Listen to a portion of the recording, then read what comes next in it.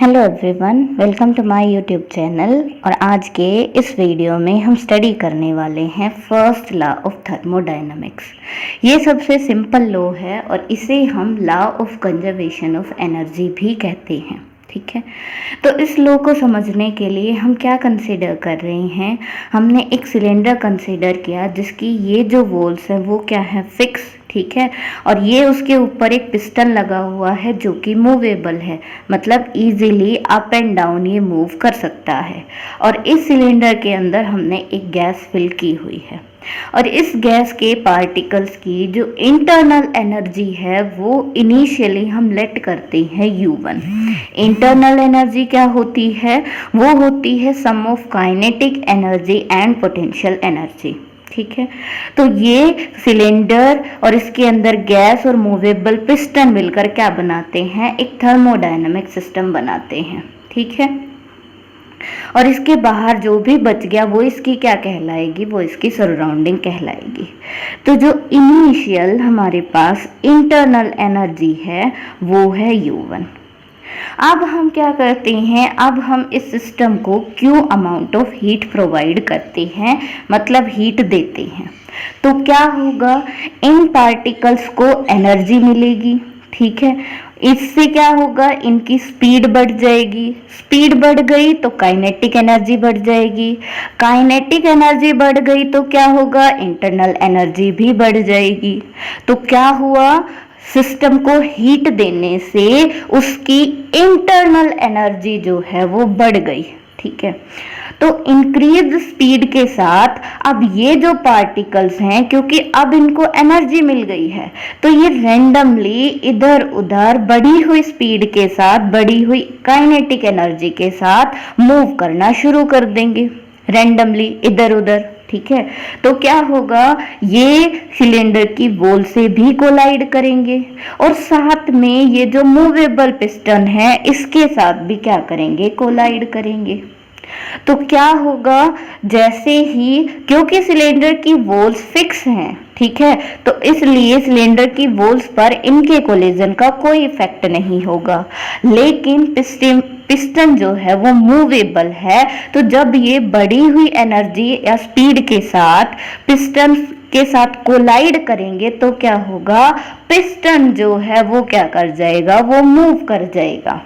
ये थी इसकी इनिशियल पोजीशन पिस्टन की, लेकिन हीट देने के बाद क्या हुआ, ये पार्टिकल्स बढ़ी हुई स्पीड के साथ कंटिन्यूअसली पिस्टन पर क्या कर रहे थे, प्रेशर डाल रहे थे ऊपर की तरफ। ठीक है, कंटिन्यूअसली कोलाइड कर रहे थे।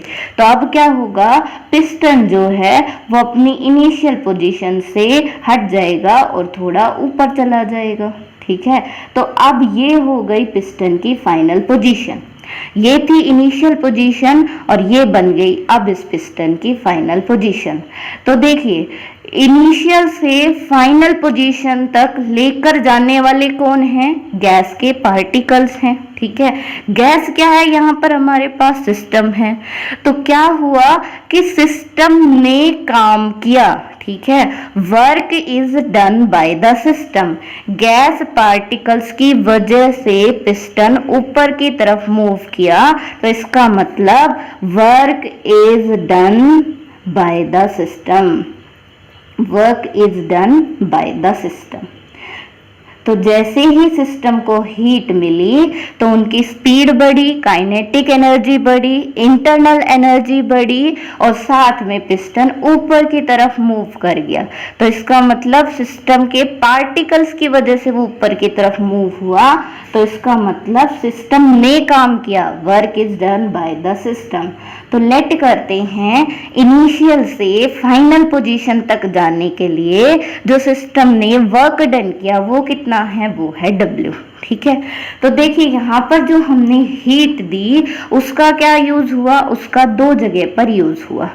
सबसे पहले तो क्या हुआ कि हीट देने पर पार्टिकल्स की एनर्जी बढ़ी, स्पीड बढ़ी, काइनेटिक एनर्जी बढ़ी, या फिर हम कहें उनकी इंटरनल एनर्जी बढ़ी। ठीक है, तो कितने अमाउंट से उनकी इंटरनल एनर्जी बढ़ी, लेट करते हैं कि डेल U अमाउंट से उनकी इंटरनल एनर्जी बढ़ी। ठीक है, U1 तो ऑलरेडी उनके पास थी, ठीक है, जैसे ही हीट दी तो इतने अमाउंट से और बढ़ गई। इसका मतलब जो फाइनल इंटरनल एनर्जी होगी इनकी वो कितनी होगी, वो होगी U1 प्लस में डेल U। U1 ऑलरेडी थी, हीट देने के बाद इतने अमाउंट से और बढ़ी, तो टोटल इंटरनल एनर्जी जो बढ़ी हुई इंटरनल एनर्जी है वो कितनी हो गई, U1 प्लस में डेल U, और इसको हम नाम दे देते हैं U2। ठीक है, तो ये हो गई हमारे पास फाइनल इंटरनल एनर्जी। तो एक तो हीट की वजह से उसकी इंटरनल एनर्जी बढ़ी, दूसरा क्या हुआ, जैसे ही हीट दी तो उसकी वजह से पिस्टन भी मूव कर गया, और मूव किस वजह से किया, गैस पार्टिकल्स की वजह से, सिस्टम की वजह से। तो इसका मतलब सिस्टम ने सराउंडिंग पर काम किया, और वो काम कितना किया, वो वर्क डन कितना किया, वो हमने लेट किया W। ठीक है, तो हीट का, गिवन हीट Q का दो जगह यूज हुआ। एक तो उसकी इंटरनल एनर्जी इतने अमाउंट से बढ़ गई, कितने अमाउंट से, डेल U अमाउंट से, और दूसरा work is done by the system. और यही है हमारा फर्स्ट लॉ ऑफ थर्मोडायनामिक्स। यहाँ पर हम लॉस की बात नहीं करेंगे, एनर्जी के लॉस की बात नहीं करेंगे, क्योंकि ये law of conservation of energy है। जितनी हमने हीट दी उसका इक्वल अमाउंट ऑफ यूज हमें मिल गया। ठीक है, इंटरनल एनर्जी उसकी बढ़ गई और साथ में सिस्टम ने वर्क डन भी किया। ठीक है, यही हमारा फर्स्ट लॉ ऑफ थर्मोडायनामिक्स है।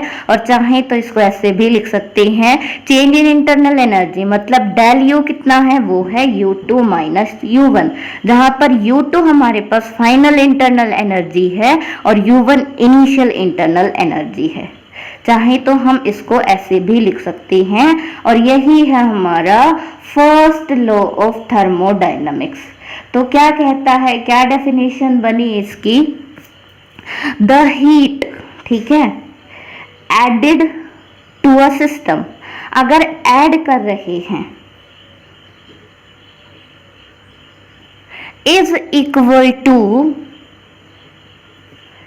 Increase in the internal energy,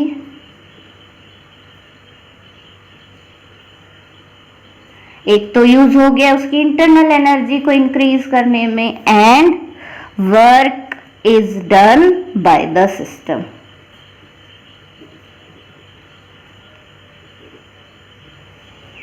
तो यही है हमारा फर्स्ट लॉ ऑफ थर्मोडायनामिक्स। ठीक है, अब अगर हम बात करें इसके दूसरे फॉर्म की, तो दूसरी फॉर्म हम कैसे लिख सकते हैं, del U is equal to, देखिए यहां से क्या लिख सकते हैं, Q माइनस W, ये लिख सकते हैं। ठीक है, इस इक्वेशन से। तो देखिए दूसरी टर्म्स में अगर हम इसको डिफाइन करें तो कैसे डिफाइन कर सकते हैं, दैट ये हो गई फर्स्ट डेफिनेशन, ये second definition, change in internal energy of a system किसके इक्वल है, इज द, किस किस का डिफरेंस है ये, heat added to the system and work done by the system, is the difference, किस किस का डिफरेंस है, difference of heat added to a system and work done by the system, इन्हीं दो का डिफरेंस है। अब देखिए यहां पर तो सिर्फ हमने हीट ऐड करने की बात की है, लेकिन ऐड करने के अलावा यहां पर यह भी हो सकता है कि अगर हम सिस्टम में से हीट निकाल रहे हैं, ठीक है, अगर हीट निकाल ली तो इंक्रीज होने की बजाय उसकी इंटरनल एनर्जी क्या कर जाएगी, डिक्रीज कर जाएगी। किसी सिस्टम से हमने एनर्जी को निकाल लिया तो उसकी एनर्जी कम हो गई, मतलब इंटरनल एनर्जी उसकी डिक्रीज कर गई। और जब हम सिस्टम से हीट निकालते हैं तो हीट निकालने के लिए हमें काम करना पड़ेगा, तो work is done on the system. तो ये चेंजेस यहाँ पर आ जाएंगे। और ऑन द सिस्टम क्यों, फॉर एग्जाम्पल हमारे पास कोई भी एक गर्म पानी का ग्लास है और हमें इसको ठंडा करना है, जो रूम टेम्परेचर है उससे कम टेम्परेचर, मान लो हमें इसकी बर्फ जमानी है, ठीक है, आइस हमें चाहिए, 0 डिग्री सेल्सियस इसका टेम्परेचर चाहिए। बहुत गर्म है तो मान लेते हैं इसका टेम्परेचर है 70 के अराउंड, 70 डिग्री सेल्सियस है, ठीक है, और हमें इसका टेम्परेचर 0 डिग्री सेल्सियस, बर्फ बनानी है या ठंडा करना है तो 0 डिग्री सेल्सियस टेम्परेचर चाहिए। तो इसका मतलब ये जो 70 डिग्री सेल्सियस टेम्परेचर है इसको कन्वर्ट करना होगा 0 में, ठीक है, हाई से लो की तरफ इसको लेकर आना होगा। तो इसका मतलब इसमें से हमें इतनी हीट निकालनी पड़ेगी कि इसका टेम्परेचर 70 से रिड्यूस होकर कितना हो जाए, 0 हो जाए।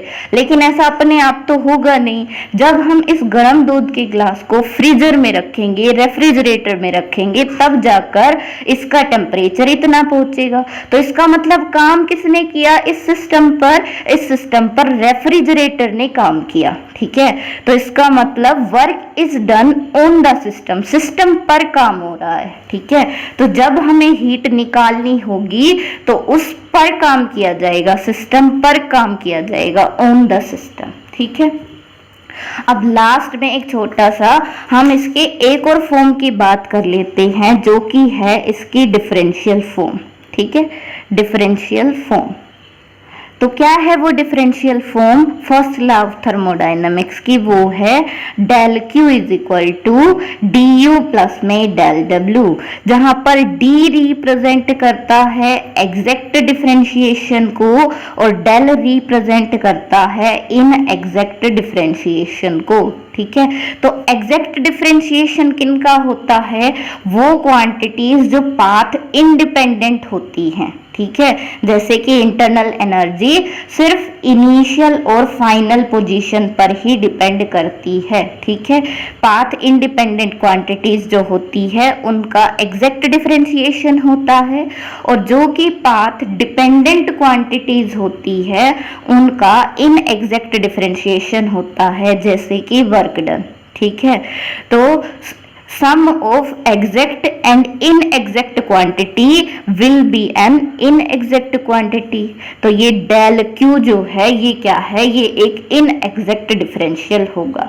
तो ये हमारे पास इसकी थर्ड फॉर्म है, inexact डिफरेंशियल फॉर्म है फर्स्ट लॉ ऑफ थर्मोडायनामिक्स की, ठीक है।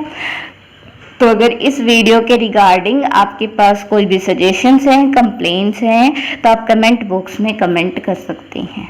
Thank you.